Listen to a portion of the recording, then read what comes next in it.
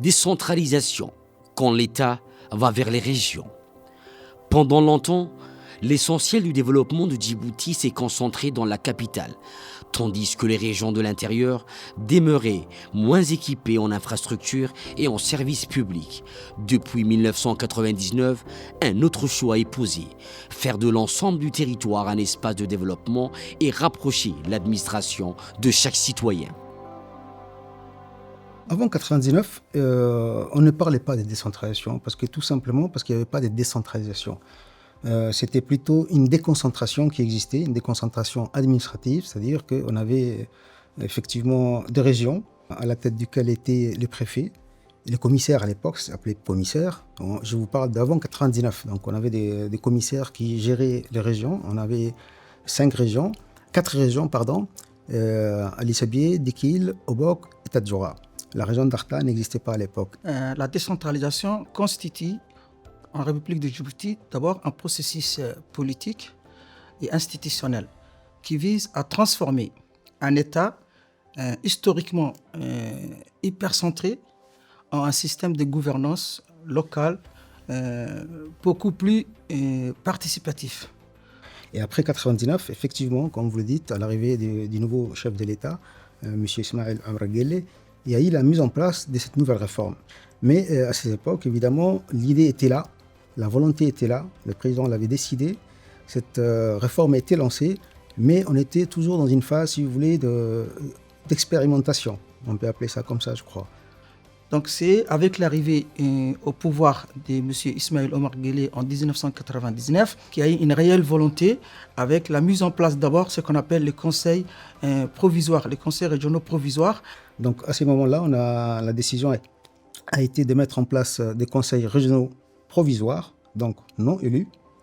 Donc dans chaque région, il y avait à peu près 5 à 6 personnes qui étaient choisies, qui formaient un petit comité et qui étaient présidés par les commissaires. Et là, le président a mis des fonds d'investissement directs en mettant en place un comité de gestion de ces fonds. Ces fonds étaient destinés, bien sûr, à améliorer le quotidien de nos administrés. Ça a duré jusqu'en 2006. Et oui, j'ai oublié de dire aussi que ces conseils régionaux provisoires ont été dotés d'une enveloppe de 50 millions. Grâce à la volonté, encore une fois, du président de la République. 50 millions ont été donnés à chaque région. Sous l'impulsion de M. Ismaël Omar Guelleh, notre actuel président, l'État a engagé de vastes réformes structurantes concernant cette gouvernance locale et l'organisation des premières élections régionales. La date fatidique, c'était la date du 10 mars 2006. Donc là, il y a eu les premières élections régionales et communales de l'histoire de notre République. Et là, en 2006, une grande étape, c'est les élections.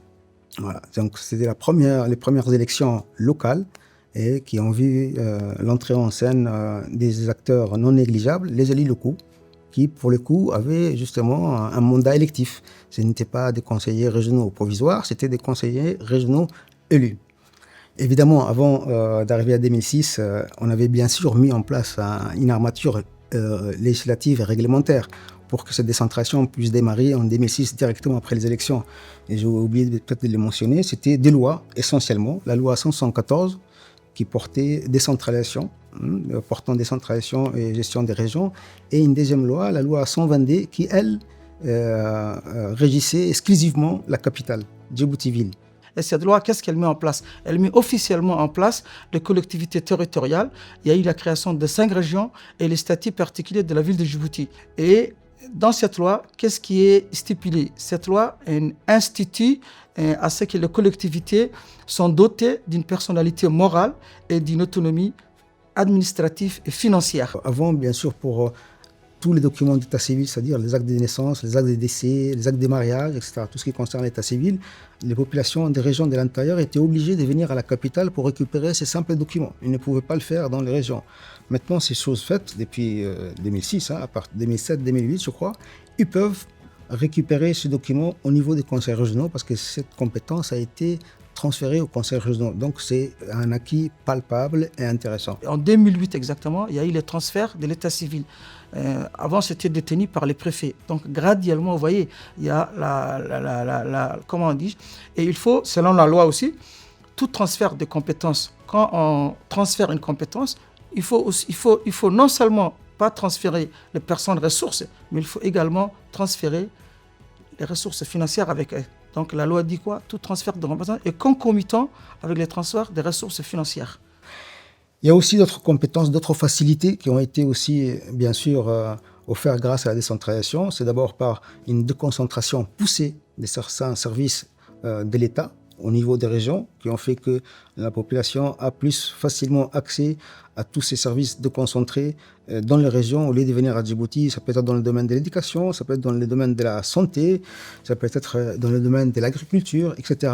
Il y a toujours des bureaux régionaux qui facilitent aux gens si vous voulez, leur démarche quotidienne. L'objectif même de la décentralisation, c'est faire en sorte que les services sociaux de base soient mis à la portée de la population dans le lieu de leur résidence. Et c'est aussi une manière de donner aussi, par les biais de la décentralisation, si vous voulez, la gestion, de participer en tout cas à la gestion de la chose publique. C'est ça l'idéal de la décentralisation. Amener la population, nos concitoyens, à s'intéresser à la gestion de la chose publique. Donc vous voyez, ça a été fait graduellement. Actuellement, à l'état où on est, la décentralisation en République de Djibouti a connu 3 cycles. Donc chaque conseil régional sont élus pour 5 ans. Donc les premières élections régionales et communales au suffrage universel direct, c'était en 2006. Après, c'était en 2011. Après, c'était en 2017. Et la dernière, c'était en 2022. Donc il y a eu 3 périodes en fait. Vous savez ce qu'on dit? On dit souvent qu'on peut gouverner de loin, mais on ne peut pas administrer de loin. Donc la décentralisation, c'est processus qu'on a voulu mettre en place, en fait, que le gouvernement, en premier lieu, notre président, M. Ismaïl Omar Guelleh, a voulu mettre en place, c'est comment rapprocher les administrés de l'administration. Donc d'abord, le gouvernement a mis l'effort sur la réelle déconcentration. Qu'est-ce que ça veut dire déconcentration? Il faut que tous les services, surtout les services à caractère social, les ministères sectoriels soient représentés, tous, je dis, dans les régions. Beaucoup de moyens ont été mis en œuvre justement pour renforcer et enraciner la décentralisation dans notre pays, notamment la construction dans chaque région d'un grand bâtiment qui est censé accueillir et qui accueille depuis 5-6 ans les conseils régionaux et les services décentralisés. Et même des fois, certains services déconcentrés sont aussi logés dans ces bâtiments qui ont été construits pour abriter les conseils régionaux. Il ne suffit pas aussi de mettre des élus dans chaque conseil régional. Ils ont des bâtiments. Il faut aussi des personnels qualifiés techniquement, les capacités techniques de ces élus régionaux. S'ils n'ont pas des personnels techniques qualifiés, qu'est-ce qu'ils peuvent faire? Ils ne peuvent rien faire, quoi.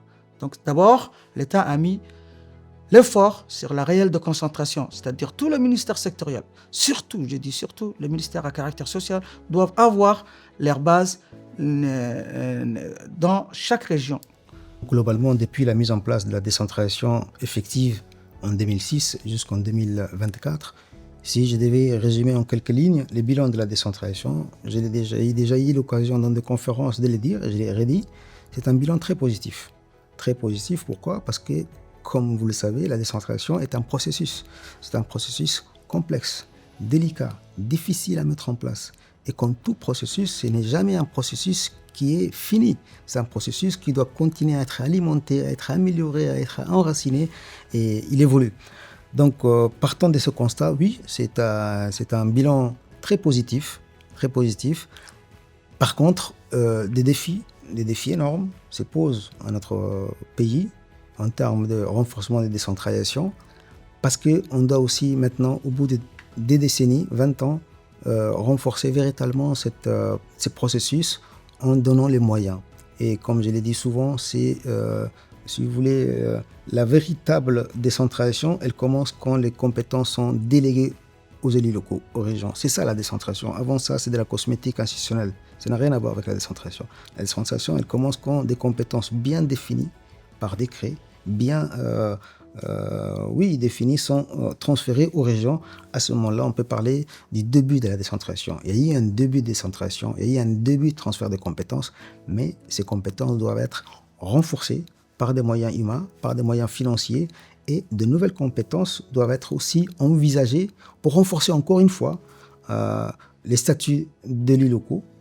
Il ne faut pas oublier non plus un acteur, on parle de décentralisation, mais souvent on oublie, on parle des élus locaux, mais on oublie un acteur incontournable, c'est les préfets. Et le préfet est un acteur très important pour la décentralisation, donc on ne doit pas l'oublier. En fait, la décentralisation, elle repose sur un triptyque.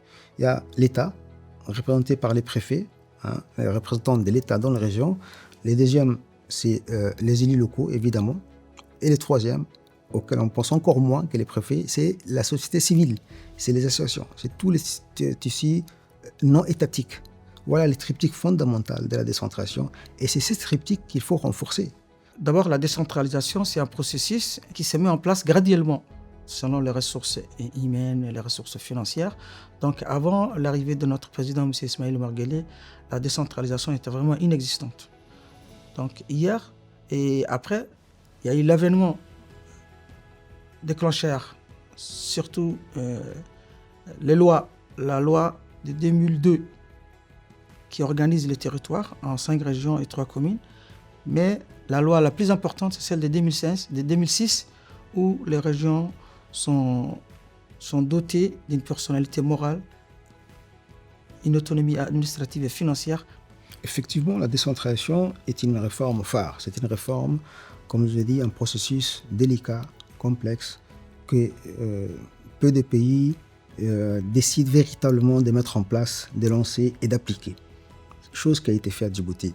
Vous savez, il y a eu beaucoup de consultants depuis 2001 que j'ai rencontrés, avec qui j'ai travaillé, qui disaient souvent, mais ils sont venus, ils sont payés pour étudier la décentralisation avec nous, pour nous aider à la mettre en place. Et ils nous disaient, des fois en off, ils me disaient, pourquoi vous voulez mettre la décentralisation dans votre pays? C'est un tout petit pays, vous avez 23 000 km², à peu près 600 000, 800 000 habitants. Pourquoi vous n'avez pas besoin de décentralisation? Ils avaient tout faux.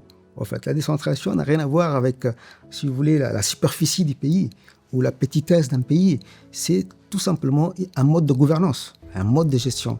Et c'est ça la vision du président de la République, de son Excellence Ismaël Omar Guelleh. C'était à travers la décentralisation, malgré la petitesse du pays, impulser un nouveau mode de gouvernance qui rapprocherait les centres de décision qui sont habituellement à Djibouti-Ville, dans la capitale, vers les régions. Donc, en ce sens, effectivement, la décentralisation a été un atout important pour impulser des réformes.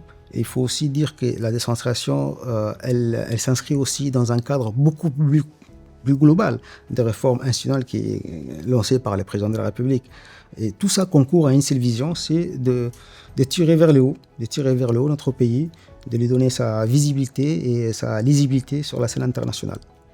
Tout ça, c'est venu avec notre président, l'actuel président, M. Ismaël Omar Guelleh. Et récemment aussi, il a mis en place une feuille de route pour pouvoir accompagner cette décentralisation qui, moi, je dirais, naissante dans le domaine des capacités techniques des conseils régionaux pour que nos citoyens, tous citoyens djiboutiens qui se trouvent dans une localité beaucoup plus éloignée, c'est-à-dire dans les rurales, dans les régions ou dans la capitale, aient un niveau de vie décent, c'est-à-dire être scolarisé, avoir une maison ou bien un logement décent et participer au développement de ces pays. Donc je pense qu'inexistant, c'est venu avec lui. Je pense que maintenant la décentralisation elle est effective avec le président de la République. Que je le remercie d'ailleurs d'ici. Merci. En tant qu'acteur de la décentralisation.